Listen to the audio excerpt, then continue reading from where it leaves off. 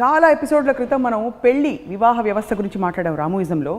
పెళ్లి చాలామందికి పంట అయితే రామ్ గోపాల్ వర్మ గారికి మాత్రం తంటగా మారిన తర్వాత వివాహ వ్యవస్థకి వ్యతిరేకంగా ఎన్నో వ్యాఖ్యలు ఎన్నో సందర్భాల్లో చేశారు. ఇవాళ మాత్రం మనం మాట్లాడబోతున్నాం విడాకుల గురించి. రామ్ గోపాల్ వర్మ విడాకులు ఎలా ఉండబోతున్నాయి విని చూద్దాం. వర్మ గారు, టైటిల్ వింటే ఎలా అనిపించింది? రసగుల్లా తిన్నట్టు అనిపించింది, అంత స్వీట్గా ఉంది. రామ్ గోపాల్ వర్మ విడాకులు అంటే విడాకులు అని వాడు ఎవరికైనా విడాకులు రసగుల్లా అని నా ఫీలింగ్. ఎందుకంటే విడాకులు వచ్చే టైంకి వాళ్ళు ఒక ప్రెషరు, ఒక కైండ్ ఆఫ్ అంతవరకు ఒక నరకం అనుభవించి ఉంటారు. కాబట్టి విడాకులు అనేది దాన్ని జైలు నుంచి విడుదల చేసిన ఒక మూమెంట్ అవుతుంది. అందుకని ఒక రసగుల్లా తిన్నంత తీయగా ఉంటుంది అనేది నా అభిప్రాయం. ఎప్పుడైనా హ్యాపీ డివోర్స్ డే అని ఎవరికైనా విష్ చేస్తారా? అది ఒకటే విష్ చేస్తాను. అవునా? నేను బర్త్డేలో అయినా ఎప్పుడు విష్ చేయను డివోర్స్. ఎందుకంటే డివోర్స్ అనేది చాలా నిజంగా చాలా ఆనందించదగ్గ విషయం. అది సో ఈ ఎక్స్పీరియన్స్, మీ ఎక్స్పీరియన్స్ అయిన తర్వాత ఈ కన్క్లూషన్స్కి వచ్చారా, లేకపోతే చాలామందిని అలా చూసిన తర్వాత? ఐ నో మెనీ ఫ్రెండ్, నాకు తెలిసిన చాలామంది. అంటే మీకు యాక్చువల్గా మీకు డెఫినేషన్లోనే ఉంది కదా విడాకులు అనే వర్డ్ ఎందుకు వస్తుంది. ఎప్పుడైనా ఇద్దరు కలిసి ఉండటానికి ఇష్టపడని ఇది కలిసి ఉండటం అనేది ప్రిజన్ అవుతుంది. మీకు ఇష్టం లేని చోట ఉండటం అనేది మీకు జైలు అనేది అదే కదా. మీకు మీ ప్రమేయం లేకుండా, మీ ఇష్టం లేకుండా మిమ్మల్ని నిర్బంధించడం అనేది జైలు అయితే, పెళ్ళి అన్నిటికన్నా పెద్ద జైలు. అంటే even it is not working right. Obviously దాని నుంచి రిలీజ్ చేసినప్పుడు, జైలు నుంచి రిలీజ్ అయినప్పుడు మీరు ఎంత ఆనందిస్తారో, విడాకులు వచ్చినప్పుడు అంతే ఆనందిస్తారు. మ్యాక్సిమం పెళ్లి కన్నా ఎక్కువ ఆనందిస్తారు. యాక్చువల్గా అందరికీ పెళ్ళి వర్కౌట్ కాదంటారా? ఎవరికి వర్కౌట్ కాదంటారా? లేకపోతే మెజారిటీకి వర్కౌట్ అవుతుందని నా ఒపీనియన్. వాళ్ళు చెప్పచ్చు, చెప్పకపోవచ్చు, వాళ్ళు రిజైన్ అయిపోవచ్చు లైఫ్కి. దాని తర్వాత ఇంత చాలే, ఆ పిల్లలు ఏదో పుట్టి ఇంకా వాళ్ళని చూసుకుంటా ఇంక ఈ బతుకి ఇంత చాలే అని ఒక రిజిగ్నేషన్ అనే మనస్తత్వం వచ్చేస్తుంది. ఇవాళ విడాకుల గురించి మాట్లాడుతున్నాం. స్పెసిఫికలీ వివాహ వ్యవస్థ, దాని సోషల్ అండ్ లీగల్ కస్టమ్స్ ఆ పరిధిలోనా, లేకపోతే మనిషికి మధ్య బంధం ఏర్పడిన తర్వాత వాళ్ళు విడిపోవడం కూడా విడాకులు అంటారా మానసికంగా? ఐ ఫీల్ ఇప్పుడు విడాకులు అనేది మీకు ఒక లీగల్గా, ఒక సోషల్గా, ఒక ఎథికల్ కమిట్మెంట్ ఉంటుంది. కాబట్టి ఇట్ ఈస్ మోర్ మామూలుగా కలిసి ఉండి విడిపోవటం అనేది మీకు అక్కడ రెస్ట్రిక్షన్ లేదు. మిమ్మల్ని ఎవరు ఆపడానికి ఏం లేదు అక్కడ. ఇకంటే ఒక సోషల్గా మీకు ఒక స్టిగ్మా ఉంటుంది, లీగల్గా ఒక స్టిగ్మా ఉంటుంది, లేకపోతే ఈ చిల్డ్రన్ అనే ఇంకొక వేరియస్ అదర్ ఫ్యాక్టర్స్ ఉంటాయి, ఇంట్లో ఫ్యామిలీస్, ఇవన్నీ ఉన్నాయి. కాబట్టి it takes bigger significance. So విడాకులు in that context I think is the right word. జీవితం పర్పస్ చూసుకుంటే ఎక్కడో అక్కడ ఏదో ఒక చోట మనం ఆగుతాం. ఫర్ ఎగ్జాంపుల్ రిలేషన్షిప్స్లో చాలామంది ఆగుతారు. అంటే that's their point where they pause and they go out of the way to extend themselves. అసలు ఆ సిద్ధాంతాన్ని నమ్మరా మీరు?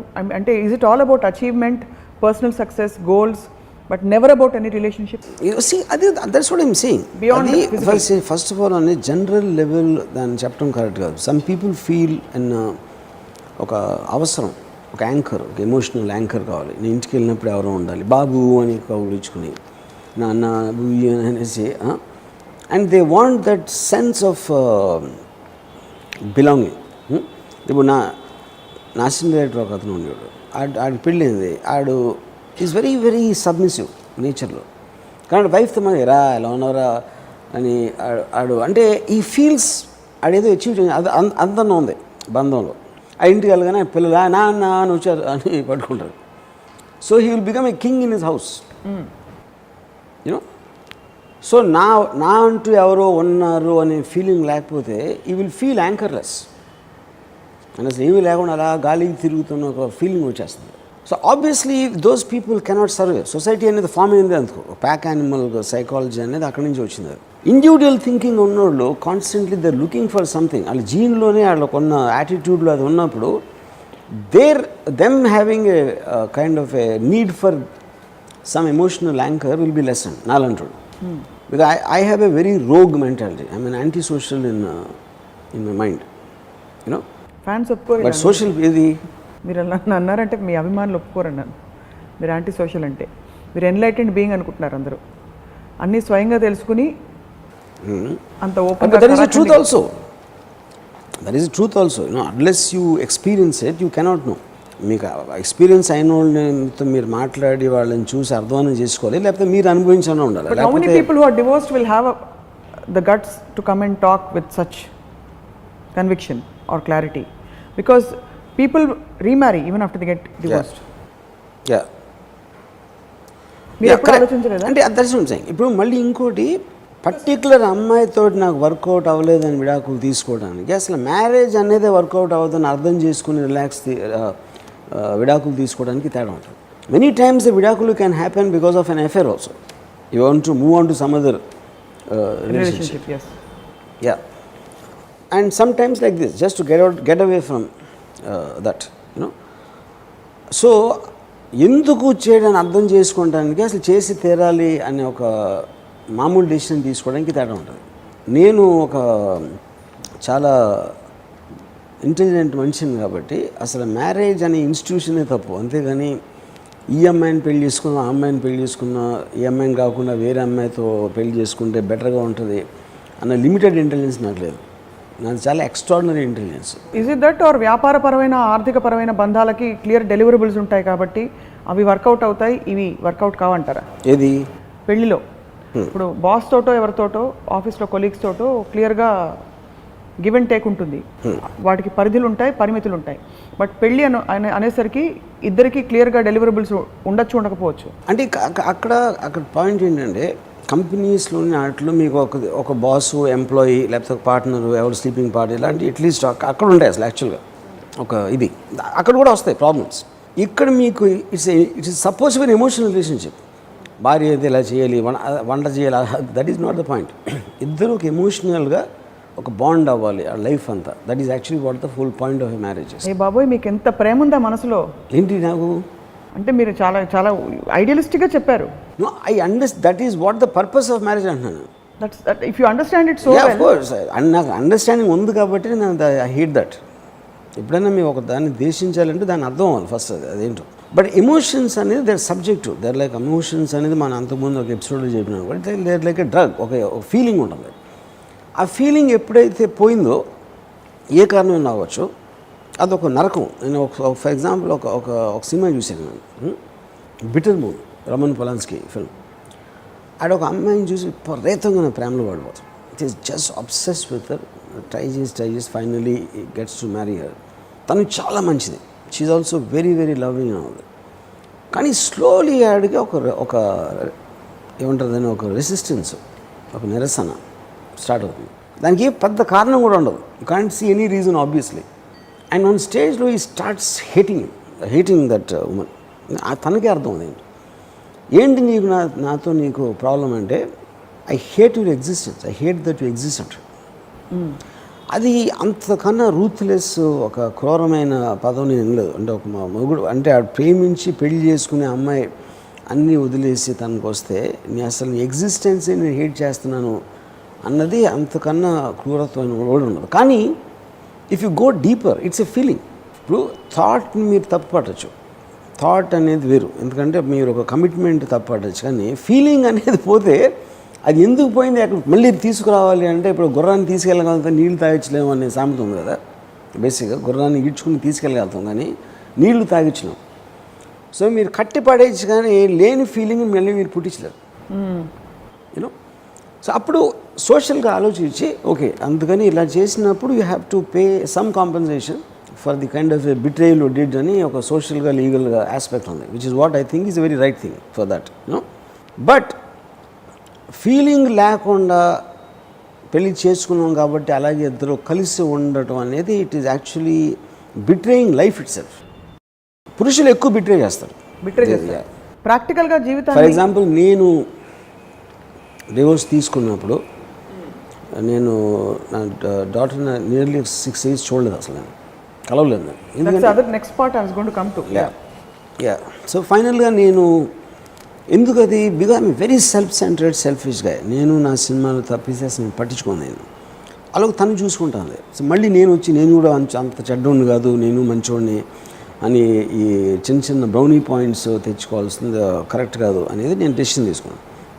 And finally when I met her, first thing నేను చెప్పింది అంటే, మా ఇంట్లో వాళ్ళు కొంతమంది నా ఫ్రెండ్స్ వాళ్ళందరూ కూడా, నువ్వు కలవకపోతే నేను పాయిజన్ చేసేస్తాను నీ గురించి, వాళ్ళు ఏదో చెప్తూ ఉన్నారు. ఇలా నేను కలిసినప్పుడు తనతో ఫస్ట్ నేను చెప్పింది, నువ్వు నా గురించి ఏమేమి విన్నావో దానికన్నా నేను చెడ్డాను. ఎందుకంటే బయట వాళ్ళకి కొంత తెలుసు, నాకు మొత్తం తెలుసు కాబట్టి చెప్తాను. సో దాని గురించి డిస్కస్ చేయాల్సిన అవసరం లేదు. What went wrong in the marriage, is my fault again. ఎందుకంటే I believe I'm more intelligent than your mother. అసలు నాతో పెళ్ళి వర్కౌట్ అవ్వదని తెలుసుకోవాల్సిన అంత ఇంటెలిజెన్స్ నాకు ఉంది, ఉన్నా కూడా నేను చేశాను కాబట్టి అది కంప్లీట్లీ 100% నా ఫాల్ట్. యూనో దాని తర్వాత ఇండివిజువల్ ఇన్సిడెంట్స్ డిస్కస్ చేయాల్సిన అవసరం లేదు, ఆల్రెడీ చెప్పేసాను. అది వర్డిక్ట్ నేనే ఇచ్చేసాను ఆల్రెడీ. నాకు నువ్వంటే ఇష్టం, ఓకే. ఇష్టం అంటే ఏంటి? ఐమ్ ఓకే, కానీ నేను నీకోసం నేను బతకను. నీకు ఎప్పుడైనా జ్వరం వస్తే హాస్పిటల్ ఉంటే నేను రాను, ఎందుకంటే నాకు హాస్పిటల్స్ అంటే ఇష్టం ఉండదు. నువ్వు బాగా చదువుకోకపోతే నేను ఏమీ పట్టించుకోను. నువ్వు ఎవడు బతుకు ఆడే బతకాలి అనేది నా ఫిలాసఫీ. నేను అలాగే బతుకుతాను. నేను ఎప్పుడూ ఎవరి మాట వినలేదు. అలాంటప్పుడు ఇంకోళ్ళకి చెప్పాల్సిన క్వాలిఫికేషన్ నాకు లేదు. This is how I spoke to my daughter after 6 years after I met. How old was she then? She must be 15, I think. 16 maybe. అందుకని ఇప్పుడు నేను తను ఒక అడల్ట్లాగా ట్రీట్ చేసి అడల్ట్లాగా మాడాను కాబట్టి she also doesn't look at me like a father. ఈడేదో ఒక వింత జంతువు, ఈడొక టైపు అన్నట్టు చూస్తుంది దాన్ని, which I like very much. ఎందుకంటే దాంతో మీకు ఎక్స్పెక్టేషన్స్ ఉండవు. So coming back to the topic of విడాకులు, సో అయిపోయిన తర్వాత ఇప్పుడు ఆల్మోస్ట్ ఒకసారి నేను ఫస్ట్ టైం ఒక సినిమా చూసాను, దాని పేరేంటి, డిసపరింగ్ యాక్ట్స్. దాంట్లో ఆల్మోస్ట్ మ్యారేజ్ అయిపోయి చాలా చాలా రోజులు అయిన తర్వాత, డివోర్స్ అయిపోయి విడాకులు అయిపోయి చాలా రోజులు అయిన తర్వాత కలిస్తే ఆల్మోస్ట్ స్ట్రేంజర్స్లో ఉంటారు. ఎందుకంటే వాళ్ళు మారి ఉండొచ్చు, మారిపోయి ఉండకపోవచ్చు, కానీ ఎమోషన్ అనేది ఆల్మోస్ట్ మీ లాజిక్ని చంపేస్తున్నారు. విడాకులు అయిన తర్వాత ఎక్కువ అర్థమవుతారు అసలు ఎందుకంటే మీరు దూరం నుంచి చూస్తున్నారు, ఆ పర్టిక్యులర్ మూమెంట్లో ఒక కోపంలోనూ లేకపోతే ఒక బాధలోనూ ఆలోచించట్లేదు. కాబట్టి ఒక 1 year 2 years అయిన తర్వాత పర్స్పెక్టివ్ మారిపోతుంది మళ్ళీ వాళ్ళ మీద ఇద్దరికి, ఐ థింక్. కానీ again coming back I don't think will work. ఎందుకంటే ఫస్ట్ వచ్చింది ఒక ఫీలింగ్తో వచ్చింది. ఒకసారి ఫీలింగ్ చచ్చిపోయిన తర్వాత మళ్ళీ వస్తుందని నేను నమ్మను. యాక్చువల్లీ ఫీలింగ్స్కి అతీతంగానే నిజమైన బంధాలు వస్తాయి తర్వాత. I believe so.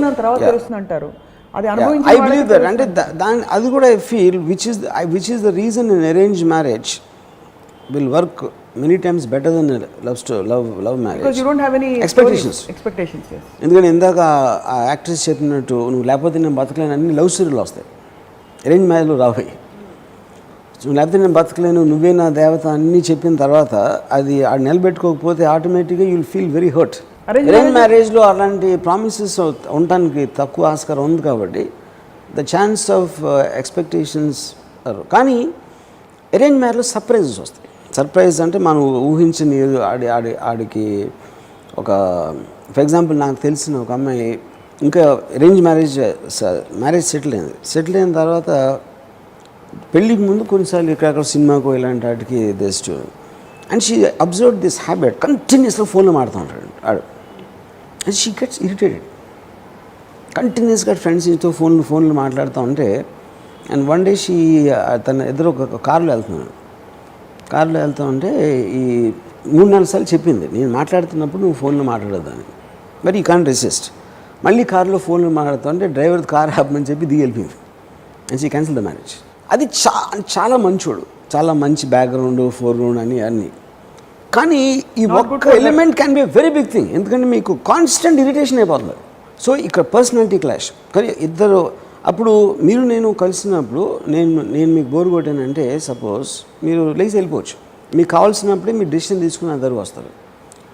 పెళ్ళి అప్పుడు ఏమవుతుందంటే బికాజ్ మీరందరూ ఇంట్లోనే ఉన్నారు, ఇంట్లోనే పడుకోవాలి, ఇంట్లోనే టేబుల్ దగ్గర భోజనం చేయాలి, ఆ విషయాలన్నీ వినాలి, మాట్లాడాలి. దాంతో ఆ నరకం అనేది స్టార్ట్ అవుతుంది. ఆ విడాకులు అనేది ఒక రిలీఫ్ వస్తుంది.